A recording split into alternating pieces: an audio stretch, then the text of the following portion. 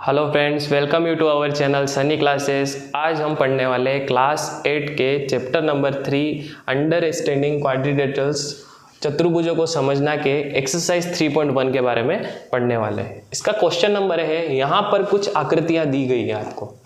अब इन आकृतियों में से आपको प्रत्येक का वर्गीकरण करना है कि कौन सी साधारण वक्र है, कौन सी साधारण बंद वक्र है, कौन से बहुभुज हैं और कौन से उत्तल बहुभुज है और कौन से अवतल बहुभुज है।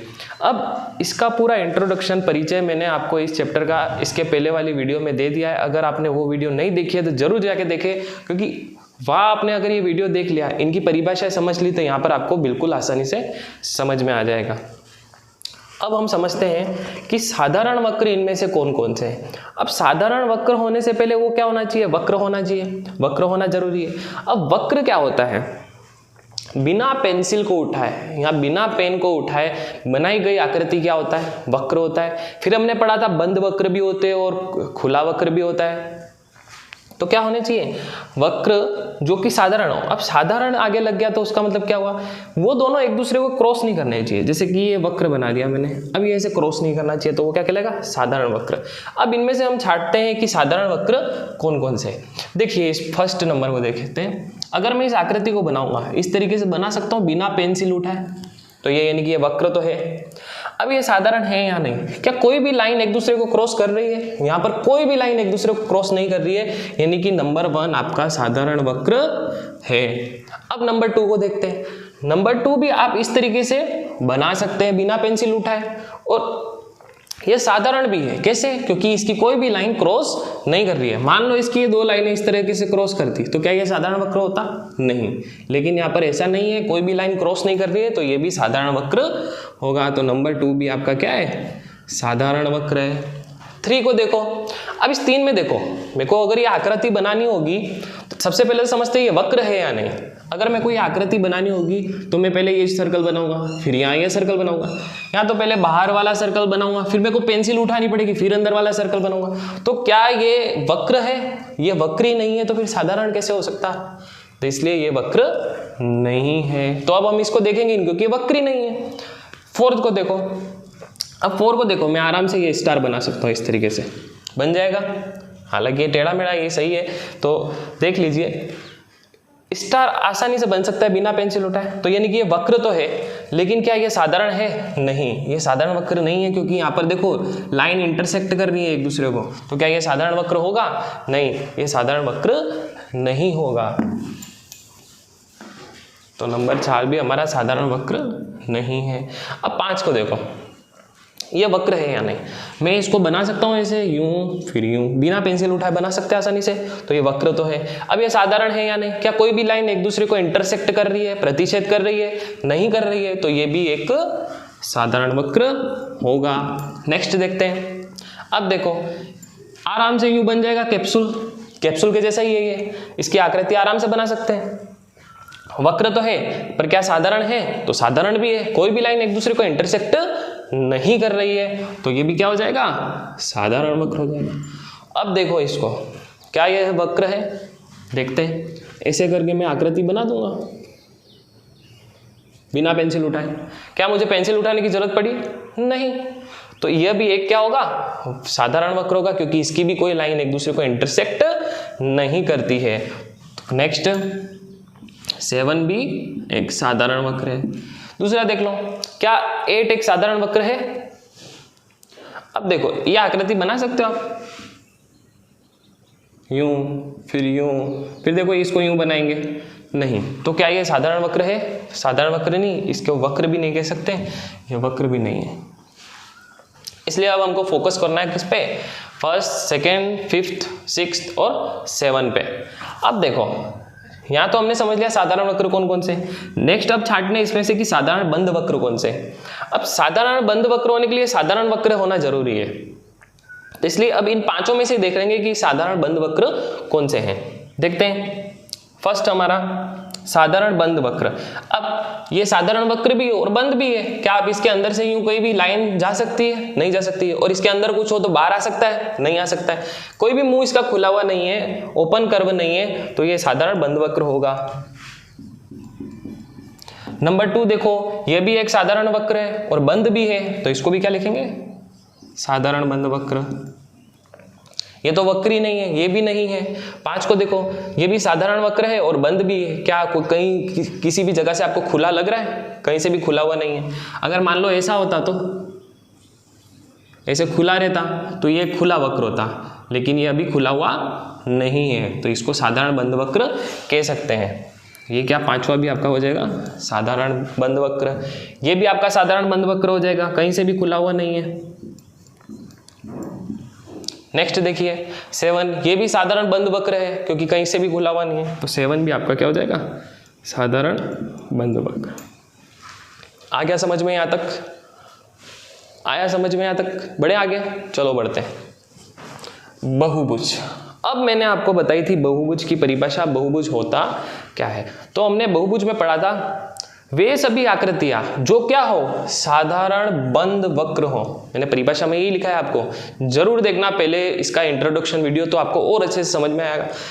वे सभी आकृतियां जो क्या हो, साधारण बंद वक्र हो और किससे बनी हो, लाइन सेगमेंट से बनी हो, यानी कि रेखाखंडों से बनी हो, क्या कहलाएंगे, बहुभुज कहलाएंगे।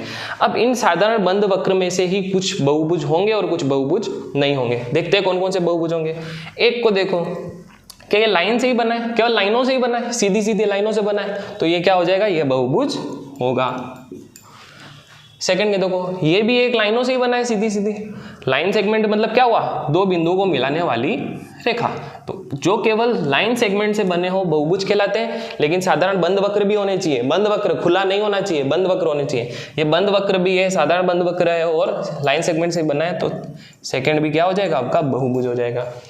थर्ड तो वक्र ही नहीं है, फोर्थ भी वक्र नहीं है, फिफ्थ साधारण बंद वक्र है, लेकिन ध्यान से देखो यहाँ पर ये गोलाई आ रही है, क्या ये लाइन सीधी रेखाखंड से बना है? नहीं। अरे यार कर्व देखो गोले जैसा है, सर्कल है, तो कहाँ ये बहुभुज होगा, ये भी बहुभुज नहीं है। बहुभुज वही होता है जो सीधी रेखाखंडों से बना होता है।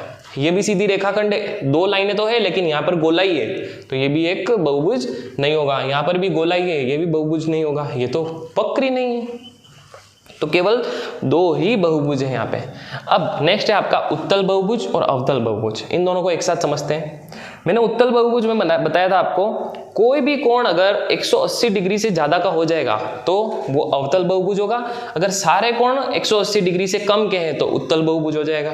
ये मैंने आपको बताया था। 180 डिग्री से सारे कोण कम होने चाहिए तो क्या कहलाएगा, उत्तल बहुभुज। और 180 डिग्री से एक भी कोण अधिक हुआ तो क्या हो जाएगा, अवतल बहुभुज। अब समझते हैं, देखो अब उत्तल और अवतल होने के लिए सारी आकृतियां देखने की जरूरत नहीं है। क्यों? क्योंकि बहुभुज होना तो जरूरी। अब बहुभुज हमारे पास हमने देख लिए कितने, केवल दो ही बहुभुज है। कौन कौन से? इन दोनों, केवल इन दोनों में से ही देखना पड़ेगा। अब ध्यान दो, उत्तल बहुभुज 180 डिग्री से सारे कम होने चाहिए। अब देखो ये 90 डिग्री लग रहा है आपको, ये भी 90 डिग्री लग रहा है, ये तो 90 डिग्री से भी कम है, ये भी 90 डिग्री से कम है। लेकिन इसको देखो, ये पूरा इतना एंगल है। अब आपको पता है ये अगर मैं सीधी रेखा इधर बना दूं तो ये पूरा कितना होता है, 180। तो ये 180 से ज्यादा का होगा, तो ये क्या होगा आपका, अवतल बहुभुज होगा, लेकिन उत्तल बहुभुज नहीं है। सेकंड को देखो, हमको ये दोनों ही देखने हैं क्योंकि ये दोनों ही बहुभुज है यहाँ पे।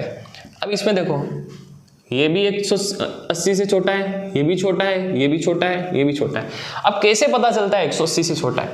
आप इसकी लाइन को बढ़ा के देख सकते हैं, तो ये पूरा 180 होता है। अब ये इससे छोटा ही तो है एंगल, तो ये सारे एंगल इसके कैसे 180 से छोटे, तो सेकंड नंबर आपका क्या हो जाएगा, उत्तल बहुभुज। और नंबर 1 क्या हो जाएगा आपका, अवतल बहुभुज। आई होप आपको ये क्वेश्चन समझ में आया होगा। अब नेक्स्ट क्वेश्चन पढ़ते हैं, क्वेश्चन नंबर 2। अब समझते हैं क्वेश्चन नंबर 2 को। क्या है क्वेश्चन नंबर 2? समबहुभुज क्या है? सबसे पहला क्वेश्चन आपसे पूछा है, समबहुभुज क्या है? इंग्लिश में इसे रेगुलर पॉलीगन कहते हैं। मैं इंट्रोडक्शन में आपको इंग्लिश मीडियम और हिंदी मीडियम दोनों के हिसाब से आपको टॉपिक का नाम बता देता हूँ, फिर क्वेश्चन में हिंदी मीडियम में करवाता हूँ। तो आप अगर इंट्रोडक्शन वीडियो देख लेते हैं तो उसके बाद आप समझ सकते हैं कि समबहुभुज को रेगुलर पॉलीगन कहते हैं और इस क्वेश्चन को कैसे सॉल्व करते हैं। इसलिए मेरी वीडियो इंग्लिश मीडियम और हिंदी मीडियम दोनों के लिए ही होती है। अब देखते हैं समबहुभुज होता क्या है। सॉल्यूशन। सबसे पहले परिभाषा समझते हैं समबहुभुज की। इंग्लिश में इसे कहते हैं रेगुलर पॉलीगन। देखो, ऐसा बहुभुज जिसकी, लिख देते हैं यहाँ पे, ऐसा बहुभुज जिसकी सभी भुजाएं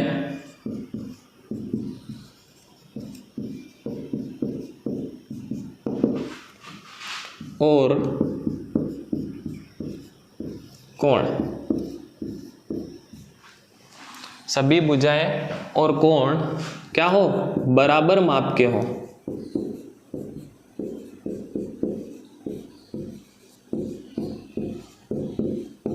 ऐसा बहुभुज जिसकी सभी भुजाएं, यानी कि सारी भुजाएं क्या होनी चाहिए, बराबर होनी चाहिए, और सारे ही कोण क्या होने चाहिए, बराबर माप के हो।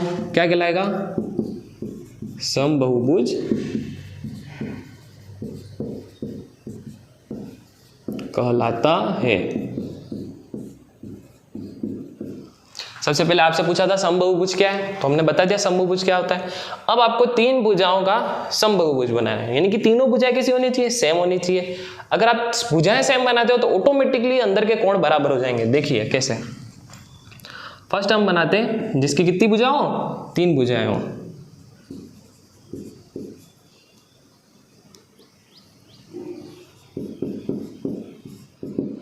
देखिए तीन भुजाओं का कैसे बनाएंगे। तीन भुजाओं का समबहुभुज कौन सा होता है, समबाहु।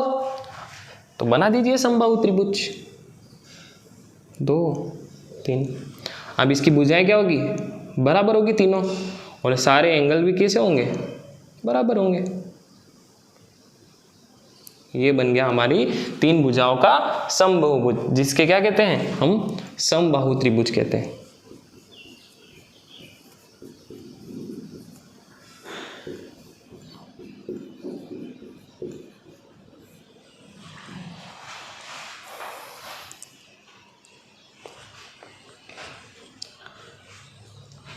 नेक्स्ट देखिए चार भुजाओं का।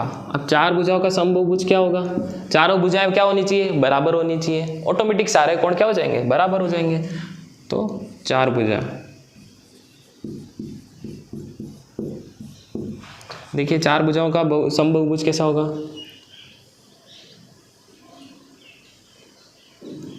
अब ये चार भुजाओं का समबहुभुज है, मतलब इसकी सारी भुजाएं कैसी होगी, बराबर, और इसके एंगल कैसे होंगे, सारे 90 डिग्री के।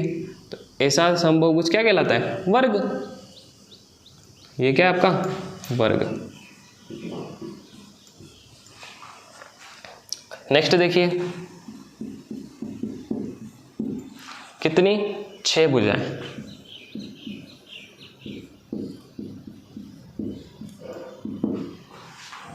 अब देखिए 6 भुजाएं हो तो क्या होगा, बनाते हैं।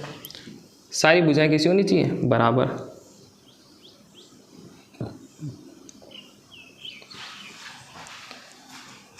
ये सारी भुजाएं बराबर हो जाएंगी। ध्यान रखना समबहुभुज यानी कि सारी भुजाएं बराबर हो और सारे कोण ऑटोमेटिक बराबर हो जाते हैं। तो ये कोण, ये कोण, ये कोण, सारे के कोण क्या हो जाएंगे, बराबर हो जाएंगे। तो ये आपका क्या कहलाएगा, समबहुभुज कहलाएगा। लेकिन कितनी भुजाएं, 6 भुजाएं। और आपको मैंने बताया था 6 भुजाओं का कि बहुभुज को क्या बोलते हैं, षडभुज। इंग्लिश में कहते हैं इसे हेक्सागोनल। और आगे क्या लगा देंगे, इसके सम लगा देंगे, क्योंकि कैसा ये सम षडभुज है, इसलिए इसका नाम क्या हो जाएगा, सम षडभुज।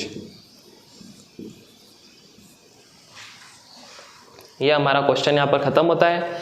आगे हम मिलेंगे एक्सरसाइज 3.2 के साथ और एग्जाम्पल्स भी सोल्व करेंगे। तब तक के लिए मैं आपसे अलविदा लेता हूँ। और अगर आपने अभी तक हमारे चैनल को सब्सक्राइब नहीं किया है तो सब्सक्राइब कर लीजिएगा। मिलते हैं नेक्स्ट वीडियो के साथ। Thanks for watching.